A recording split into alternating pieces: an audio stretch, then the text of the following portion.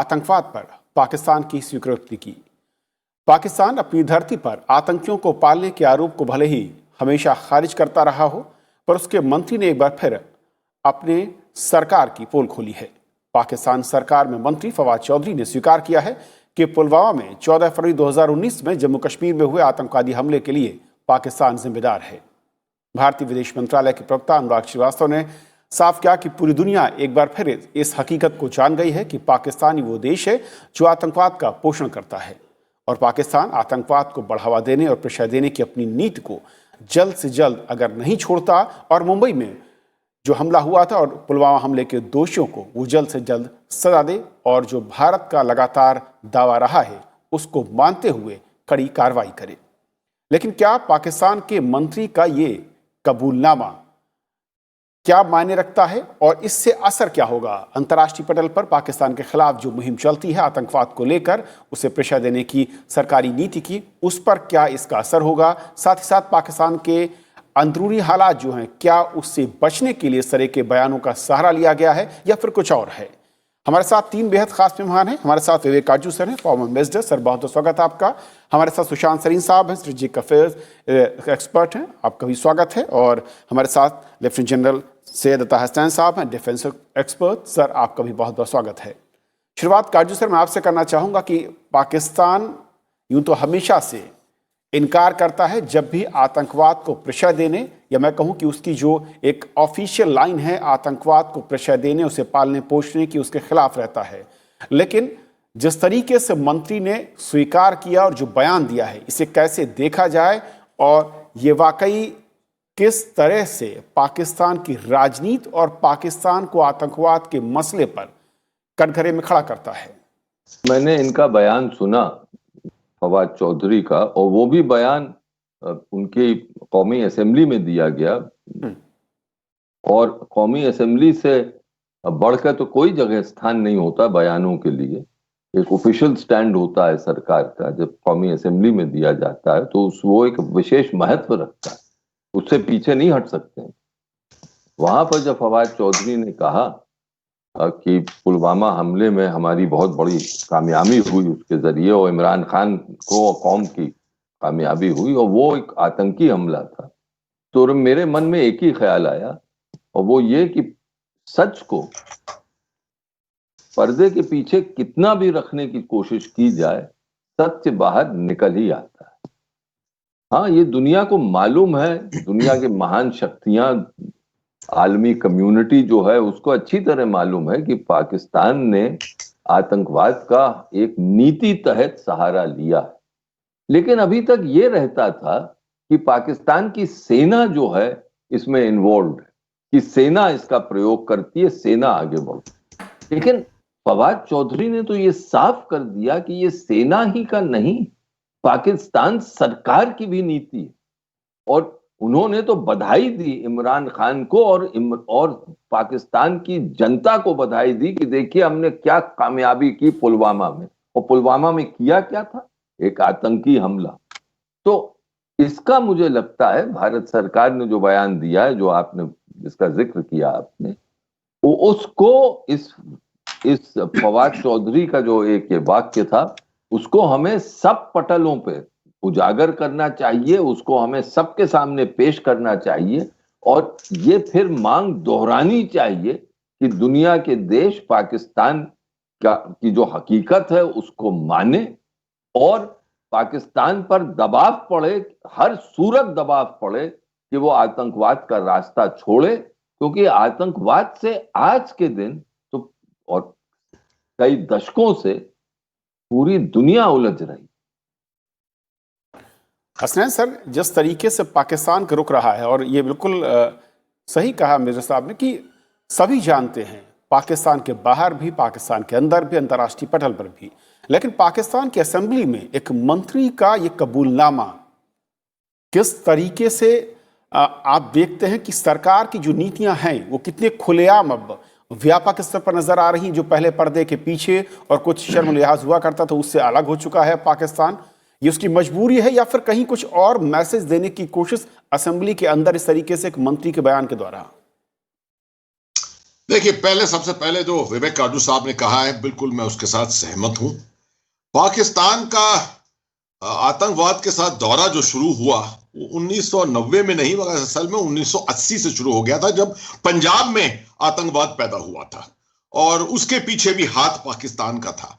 मगर पाकिस्तान ने इतने पिछले 40 सालों से जो सबसे बड़ा हथियार अपनाया है वो है डिनायल, या ये नामंजूरी कि हमारा हाथ नहीं है इसके पीछे।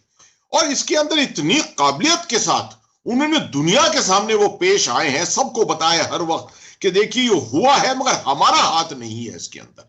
हर साधन से, हर तरीके से, हर एजेंसी के जरिए इन्होंने ये दुनिया को कहा है हर वक्त। अब एकदम से अब आप देखें, जबकि उनकी सरकार ही खुद ही अंदरूनी तौर पर प्रेशर में है। अब आप देखिए, FATF का भी प्रेशर है, इकोनॉमी का भी प्रेशर है, अब ऑपोजिशन का प्रेशर इतना जबरदस्त आ गया है। और उसके भी बाद जाकर और उन्हीं के मंत्री जी जाकर कहें, और वो भी नेशनल असेंबली में, जनरल असेंबली में जाकर, अपनी नेशनल असेंबली में जाकर ये बयान दें, जहां पर सबसे बड़ा रिकॉर्ड होता है कि उनका हाथ जो है, पुलवामा के पीछे हाथ जो था वो इमरान खान का था, इमरान खान सरकार का था। जो भी विवेक काटजू साहब ने सही कहा बिल्कुल, कि अब तक तो ये था कि ये रीति जो थी ये फौज की थी, एक डीप स्टेट जिसको हम कहते थे कि डीप स्टेट में सरकार नहीं है, सरकार तो अबव ग्राउंड है, मगर ये डीप स्टेट है जो सब कुछ करती है। मगर इससे तो फवाद चौधरी के साथ स्टेटमेंट के साथ तो ये लगता है कि सिर्फ ना ही डीप स्टेट, मगर ये तो पूरी सरकार जो है, इसका एक पूरा एक तरीका है ये, इसको स्पॉन्सरशिप करना, प्रॉक्सी वॉर को भारत के अंदर ले जाना। मैं बिल्कुल सहमत हूं इसके ऊपर कि ये एक मौका मिला है हमको, और ये लफ्ज जो इन्होंने इस्तेमाल किए हैं फवाद चौधरी साहब ने, कि हमने पुलवामा में जो कामयाबी हासिल की है, इमरान खान साहब को मैं मुबारकबाद देता हूं, इसके बाद वो डिनाइल नहीं कर सकते हैं, वो इससे अलग नहीं हो सकते हैं स्टेटमेंट के साथ। हालांकि 2 मिनट के अंदर ही वो डिनाइल कर रहे थे अपना। मेरे ख्याल में भारत को इसको पूरे को अपनाना चाहिए और बड़े डिप्लोमेटिकली और बहुत सारे दूसरे साधनों के साथ, इंफॉर्मेशन कैंपेन के जरिए ये दुनिया के सामने लाकर इसको पेश करना चाहिए। सुशांत सर, अब तक ये एक बचाव का रास्ता पाकिस्तान में दिखता था और बाहर भी लोग काफी हद तक कई बार सहमत होते नजर आते थे कि पाकिस्तानी आर्मी सब कुछ कर रही है और सरकार कहीं ना कहीं कठपुतली की तरह नाचती है वहां पर। लेकिन जब मंत्री का ये जो स्वीकृति, ये जो कबूलनामा है, ये कहीं तस्वीर को ज्यादा साफ कर देता है। और दूसरा मेरा सवाल कि इस कबूलनामे के बाद किस तरीके से, अगर मैं जो फाइनेंशियल एक्शन टास्क फोर्स की गतिविधियां हैं जिसमें पाकिस्तान के खिलाफ जो मामले होते हैं, या अंतर्राष्ट्रीय पटल पर जो भी आतंकवाद के खिलाफ मोर्चे बने हैं, चाहे वो UN के थ्रू हों या विकसित देशों की ओर से, वहां पर किस तरीके से इसका असर हम देख सकते हैं या वहां पर हमारी ओर से प्रयास हो सकते हैं? आपके 2 सवाल हैं और मैं उसको 2 भाग में डील करता हूं। देखिए, जो पहले बात है, कबूलनामा अपनी जगह, लेकिन मेरे ख्याल यहाँ पर 3 लोग बैठे हैं आपके पैनल में, और मेरे ख्याल हम में से कोई भी ऐसा नहीं है जो जो ये लोग इस्तेलाह इस्तेमाल करते हैं पाकिस्तान में, और जिसको भारत में भी कई लोगों ने इस्तेमाल की, नॉन स्टेट एक्टर। जो फवाद चौधरी का बयान है उससे ये स्पष्ट हो जाता है कि ये जो जानवर है, नॉन स्टेट एक्टर, ये दुनिया में अब कहीं नहीं मिलता। ये जितने so called non state actor हैं, ये सारे के सारे जो रियासत है या जो स्टेट है, उसी के कारिंदे हैं, उसी के अहकामात पर चलते हैं, उसी की निर्देश पर चलते हैं। तो ये जो सारा हमने आतंकवाद का जो एक पाकिस्तान को एक एलिबाई दिया जाता था कि भाई ये तो पाकिस्तान की हुकूमत इसके पीछे नहीं है, ये तो फौज है, ये सारे एक ही चट्टी वट्टी के हैं, ये सारे के सारे मिले जुले हैं। और ये एक चीज तो फवाद चौधरी ने उसको स्पष्ट कर दी। दूसरी चीज ये कि फवाद चौधरी ने और जनरल साहब जो बात कर रहे हैं कि वो इमीडिएटली पलट गए, वो मेरे ख्याल उनको सडनली रियलाइज हुआ कि यार ये तो मैंने बिल्ली थैले से बाहर निकाल दिया है। लेकिन फवाद चौधरी जो है कई वर्षों से स्पोक्समैन रहे हैं डिफरेंट पार्टीज के। इनके लिए एक और इस्तेलाह इस्तेमाल होती है पाकिस्तान में के लोटे हैं। ये कभी मुशर्रफ के साथ थे, फिर PMLQ के साथ चले गए, फिर पीपल्स पार्टी में आ गए, अब ये इमरान खान के साथ है। तो ये क्विंट एसेंशियल जो लोटा है पाकिस्तानी पॉलिटिक्स का, ये वो है।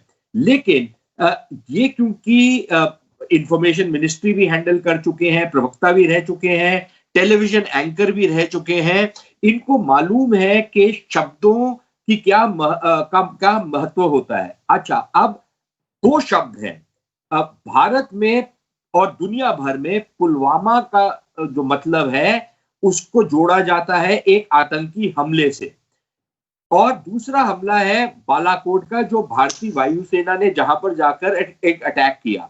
अब या तो एक बहुत बड़े अहमक हैं फवाद चौधरी के, इनको इन दोनों के बीच में डिफरेंस नहीं पता, या उनके मुंह से ये बात जानबूझ करके निकली कि जब उन्होंने पुलवामा की जो है रिस्पॉन्सिबिलिटी कबूल की। अच्छा, उसका भी एक संदर्भ है। वो संदर्भ ये है कि इनसे पहले इनके जो पूर्व नेशनल असेंबली के स्पीकर थे, उनका एक बयान आया था कि जो पाकिस्तान की फौज के सरबराह है, उनकी टांगें कांप रही थी, उनके पसीने छूटे हुए थे, पतलून पता नहीं ठीक थी कि नहीं, लेकिन उनकी ये हालत थी कि उनको ये डर था कि भारत की तरफ से कहीं हमला ना हो जाए, इसलिए विंग कमांडर अभिनंदन को सौंपना है।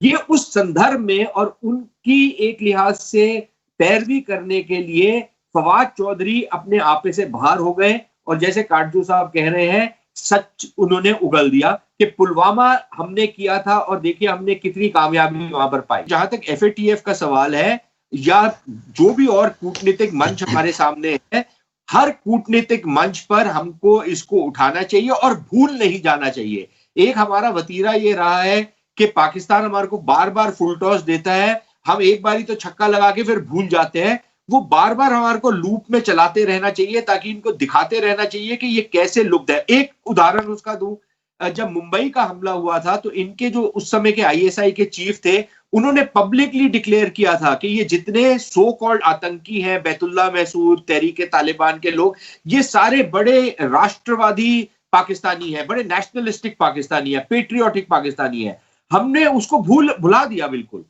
उस चीज को हमको बार बार लेके आना चाहिए, क्योंकि जब पाकिस्तानी कहते हैं हम भी आतंक से उतने ही प्रभावित हैं, तो इनके मुंह पे मारनी चाहिए ये बात कि भैया ये तो आपके पेट्रियोटिक पाकिस्तानी है, तो आप इनसे प्रभावित कैसे हैं। तो एक तरफ तो हमको ये प्रचार करना पड़ेगा, लेकिन हमको इतनी भी थोड़ी हकीकत पसंद रहना पड़ेगा कि दुनिया में जब डिसीजंस ली जाएंगी कूटनीतिक स्तर पर, वो राजनीतिक कारणों से ली जाएंगी, और उससे हम अपनी नजर अलग नहीं कर सकते। जब तक पाकिस्तान का उपयोग है कुछ दुनिया की शक्तियों को, तो वो पाकिस्तान को एफएटीएफ में ब्लैक लिस्ट में नहीं जाने देंगे। जिस दिन वो उपयोग पूरा हो गया, तो जैसे यूज टॉयलेट पेपर होता है, वैसे पाकिस्तान को भी ब्लैक लिस्ट में डाल दिया जाएगा। लेकिन हमारे को अपनी तरफ से जितनी कार्रवाई है वो करते रहनी चाहिए। विवेक सर, वाकई जो अलग अलग फोरम है जिसका जिक्र सुशांत सर कर रहे हैं, कैसे उनका हम इस वक्त इस कबूलनामे के साथ, और जो बहुत महत्वपूर्ण बात कही सरीन साहब ने कि जो पिछले गफलत या इस तरीके के जो बयान आते रहे जिसमें पाकिस्तान ने कबूलनामा किया, स्वीकृति की है, उनको एक साथ हम लेकर के कहाँ पर किस तरीके से रणनीतिक तौर पर पाकिस्तान को और ज़्यादा बेहतर तरीके से हम उस पर शिकंजा कर सकते हैं, चाहे वो आर्थिक जो मदद मिलती हो अलग अलग देशों की ओर से या फिर सामरिक नजरिए से जो बड़े फोरम हैं। देखिए, सिद्धांत के नजरिए से आप देखें तो हमेशा हमने कोशिश की है कि पाकिस्तान के साथ रिश्ते अच्छे बने। हर सरकार ने कोशिश की है, मोदी सरकार ने भी कोशिश की, लेकिन इसके विपरीत पाकिस्तान का खाली एक रवैया रहा है, एक सिद्धांत पर वो चले हैं कि भारत जो है वो दुश्मन देश है और भारत के साथ शत्रुता निरंतर रहेगी, कभी कम नहीं होगी। हम, क्योंकि हमारा सिद्धांत ये रहा है कि हम इनके साथ किसी तरह, यानी हमारे पड़ोसी हैं, पड़ोसी के साथ अच्छे रिश्ते होने चाहिए, पड़ोसी बदल नहीं सकते, कई सरकारों ने कहा। तो हमने हमेशा एक लचीला एक नीति अपनाई कि अगर इस आशा में कि पाकिस्तान से रिश्ते अच्छे बन जाएं, तो कभी कभी जो कड़वी बातें थी पाकिस्तान के बारे में उसको दोहराते नहीं थे हम। ये हमें हमेशा याद रखना चाहिए कि पाकिस्तान की फौज ही उनकी विदेश नीति और सामरिक नीति चलाती है, भारत नीति तो खास तौर से चलाती है। हाँ, उसमें इमरान खान भी शामिल है, जो कि अब साफ है कि इमरान खान भी और ये सरकारें भी, सिविलियन सरकार भी आतंकवाद में एक इन्वॉल्व है। वो अब साफ हो गया है फवाद चौधरी की बात से। तो हमें मालूम है कि मोदी जी का जो इतना बड़ा जेस्चर था उसको भी उन्होंने ठुकराया, और फिर पठानकोट और बाद में उरी, और सबको मालूम है कि क्या आतंकवादी घटनाएं हुई, और फिर पुलवामा। हम दुनिया के सामने जो पाकिस्तान का सत्य है वो बार बार दोहराएं, चाहे वो FATF हो, चाहे वो संयुक्त राष्ट्र की जनरल असेंबली हो, चाहे वो और रीजनल फोरम हो, जहां भी हमें मौका मिले हमें ये कहना चाहिए, क्योंकि आतंकवाद से दुनिया पीड़ित है। और आप जानते ही हैं कि आजकल फ्रांस में क्या हो रहा है। तो और भारत सरकार ने उस पर बयान भी दिया है, फ्रांस का समर्थन किया है। तो फिर बहुत सी शक्तियां हैं, उनको साथ लेके, बहुत से देश हैं, उनको साथ लेके इस एक अभियान में हमें एक अभियान करके आगे बढ़ना चाहिए कि पाकिस्तान के बारे में, कि उनके आतंकी जो नीति रही है उसको दुनिया के सामने लाने के लिए। अतः हसनैन सर, क्योंकि ये एक सबसे बेहतर मौका है जब हमारे जो मोस्ट वांटेड टेररिस्ट जिनकी लिस्ट कई बार पाकिस्तान को सौंपी गई, उनके सबूत सौंपे गए, और अब दुनिया को एक बार फिर से ये समझाने और बताने कि जब पाकिस्तान की सरकार खुद ये मानती है कि वो आतंकवाद को पोषित कर रही है, उनको पालती है, और किस तरीके से हम लोगों को दूसरे देशों में शांति को भंग करती है, ज्यादा बेहतर मौका है उसको किस तरीके से ज्यादा अच्छा पुश दिया जा सकता है। बेशक इसमें कोई दो राय नहीं हो सकती है, मगर हमारा इतिहास पिछले 40 साल का दिखाता है कि जैसे विवेक काटजू साहब ने भी सही कहा कि हम ये मौके को आमतौर पे मौके से चूक जाते हैं और देखते हैं कि कोई एक वाकया लिया हमने, उसको हम बढ़ोतरी देकर आगे नहीं ले जा सकते हैं। इसको कहते हैं नैरेटिव कंट्रोल। और मैं समझता हूं कि अगर इसका कंपैरिजन किया जाए पाकिस्तान का नैरेटिव कंट्रोल और भारत का नैरेटिव कंट्रोल, तो इसमें पाकिस्तान ने अपना नैरेटिव कंट्रोल जमाने में काफी कामयाबी हासिल की है अभी तक। मगर अब देखने में आ रहा है एकदम से कि भारत की तरफ से भी नैरेटिव कंट्रोल के ऊपर तवज्जो दी जा रही है। अभी आप हाल ही में देखिए तो 22 अक्टूबर के दिन, ये पिछले 70 साल से कभी भी ब्लैक डे नहीं बनाया जाता था, क्योंकि हम कभी बताते नहीं थे दुनिया को कि 47 की लड़ाई शुरू कैसे हुई, किसने शुरुआत की थी, 22 अक्टूबर को किस तरह से कव्वाली अंदर आए थे। मुझे बड़ी खुशी हुई इस साल कि श्रीनगर में, और वो भी SKICC जैसा इंस्टीट्यूशन के अंदर, ये कश्मीरियों के सामने ये बड़ा इंस्टीट्यूशन, ये बड़ा एक डिबेट रखा गया। मैंने भी उसके अंदर शिरकत की थी, और यहां से मैं समझता हूं कि ये रियलाइजेशन आना चाहिए लोगों के अंदर कि इस तरह के वाक्यों को लीजिए। अब आप 26/11 ही देख लीजिए, 26/11 को हमने दुनिया में उछाला है, मगर दुनिया अभी भी इसके बारे में बात नहीं समझती है। शिमला अग्रीमेंट जो है उसके बारे में लोग नहीं समझते हैं। हर जगह आप दुनिया में जाइए तो हमसे पूछा जाता है कि आप UN जनरल असेंबली के या UN सिक्योरिटी काउंसिल के रेजोल्यूशन का पालन क्यों नहीं कर रहे। हमने इतने दफे अपना नैरेटिव समझाया है लोगों को किस तरह से कि पाकिस्तान जो है वो कश्मीर से हटा नहीं है, अपनी फौजें हटाई नहीं है, वहां प्लेबिसाइट नहीं हो सकता था। अब जो है वो इतिहास के इसको आगे ले गया है, पूरे सिचुएशन को है आगे ले गया है। अब नहीं हो सकता इस तरह का प्लेबिसाइट। ये सब हमने समझाने की कोशिश की है जी। अब जो है सोशल मीडिया है आपके सामने, थिंक टैंक्स हैं पूरे दुनिया के, FATF खुद है जो हर 6 महीने में मिलता है, UN जनरल असेंबली है, सिक्योरिटी काउंसिल है, प्लेटफॉर्म ही प्लेटफॉर्म है। डिप्लोमैटिकली कूटनीति के तौर पे आप देखिए तो प्लेटफॉर्म ही प्लेटफॉर्म है दुनिया में। और मैं समझता हूं कि अब सिर्फ डिप्लोमैटिक सर्विस के जरिए नहीं, मगर और बहुत से जरिए इंफॉर्मेशन कैंपेन, इसका पूरा अभियान चलाना चाहिए और इस तरह से हावी होना चाहिए उनके ऊपर कि हमारा नैरेटिव जो है वो दुनिया अपनाए, उसको माने। ओके, सुशांत सिंह सर, क्योंकि एक बड़ा अहम सवाल यह खड़ा होता है कि दुनिया में चाहे UN की हम बात करें, असेंबली की बात करें, या फिर बहुत बड़े बड़े फोरम हैं विकसित देशों के, विकासशील देशों के, आतंकवाद को लेकर सबकी राय कमोवेश कागज पर या स्पीच पर एक जैसी दिखती है। लेकिन जब कोई एक राष्ट्र और वहां की सरकार इस तरीके से असेंबली में ऐलान कर रही हो कि वो आतंकवाद को बढ़ावा दे रही है, किस तरीके से दे रही थी, कैसे साथ खड़ी है, क्या फिर भी किसी सबूत या किसी और मुहिम की जरूरत होती है? और अगर नहीं तो फिर इन संस्थाओं का आतंकवाद के खिलाफ खड़ा होना या फिर जो एजेंडा सेट करने का तरीका है या जो प्रोसेस है वो फिर किस तरीके से फॉल्टी है? मैं कहूँ कि सीधे तौर पर किसी काम का नहीं है। यार कविन, ये फॉल्टी होने की बात नहीं है, ये मेरे ख्याल। अब आप मुझे एक चीज बताए, सूडान या आप समझिए कोई और रवांडा में उनके जो संसद है, कोई आदमी खड़ा होकर कोई एक बयान दे देता है, तो वो भारत में किसी ने सुना नहीं होगा, किसी ने उसके बारे में बॉदर नहीं किया होगा, क्योंकि हमारा कुछ लेना देना नहीं है वहां पर। या आप समझिए माली में किसी ने बोल दिया या नाइजर में किसी ने बोल दिया। अब पाकिस्तान की जो हैसियत है इन मुल्कों से थोड़ी सी ऊपर है, लेकिन ऐसी बात नहीं है कि पाकिस्तान के ऊपर दुनिया भर की नजरें 24 घंटे उनके ऊपर केंद्रित रहती हैं। अच्छा, वो भाषा भी उर्दू में उसने बात की तो वो किसी को समझ आएगी नहीं आएगी, जब तक उसका अनुवाद होगा वो बात निकल जाती है बाहर। और ऐसी बहुत सारी फुल टॉसेस आई है पाकिस्तान से।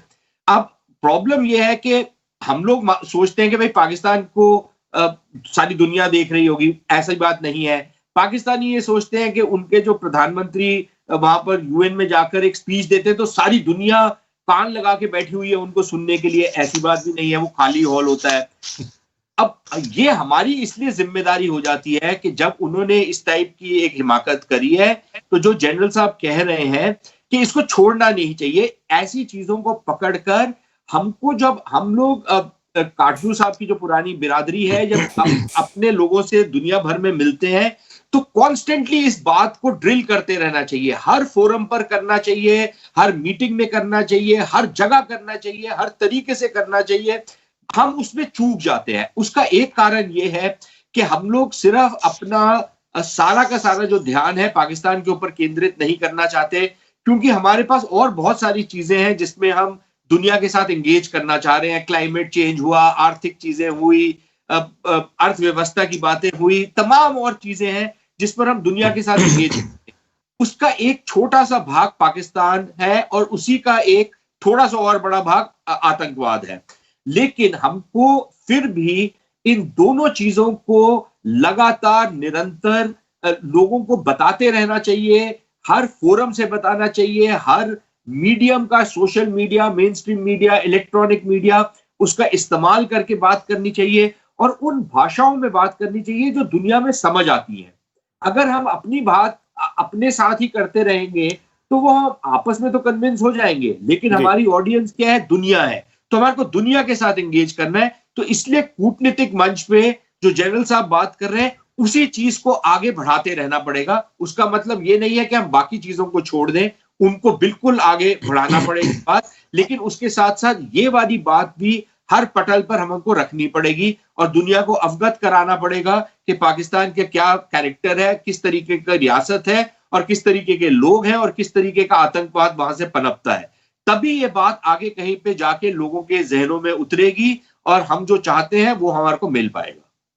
काजू सर, एक आखिरी सवाल आप सर, मुकाम कैसे हासिल होगा? और जैसा कि सेरीन साहब ने कहा कि जो डिप्लोमेटिक रूट है वो बेहतर, और हसनैन सर ने जो कहा कि कैसे हम उस इंफॉर्मेशन को पहुंचाएं सही जगह सही लोगों तक, ताकि जो डाउट हैं वो यकीन में बदले कि पाकिस्तान किस तरीके से आतंकवाद को फैला रहा है। देखिए, मुझे लगता है कि दुनिया में काफी हद तक यकीन तो है पाकिस्तान की नीतियों पर, और पाकिस्तान का जो रिकॉर्ड है वो सभी जानते हैं।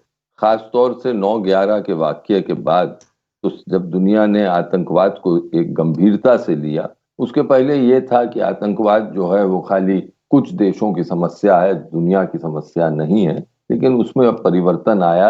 हाँ, ये सही है कि अभी तक एक सेगमेंटेड अप्रोच है कि यानी अगर मुझे आतंकवाद, कोई देश समझते हैं कि उन्हें आतंकवाद से तकलीफ है तो उनको उनको समस्या बड़ी लगती है, और देश जो हैं वो कहते हैं ये तो आपकी समस्या है, आप निपटें। लेकिन इस सब को बदलने के लिए अब हमें, जैसे जनरल साहब ने बिल्कुल ठीक फरमाया, कि एक नैरेटिव बनानी पड़ेगी, और वो नैरेटिव बहुत ही प्रोफेशनल तरह से बननी पड़ेगी, और उसका उपयोग हमारा राजनीतिक वर्ग, हमारे डिप्लोमेट्स, हमारे और सिक्योरिटी एक्सपर्ट सबको करना पड़ेगा कि दुनिया के सामने ये बात एक बार नहीं बार बार रखी जाए कि देखिए पाकिस्तान क्या कर रहा है, और पाकिस्तान ही सोर्स है दुनिया में आतंकवाद का, जो कि हकीकत है कि पाकिस्तान ने हमेशा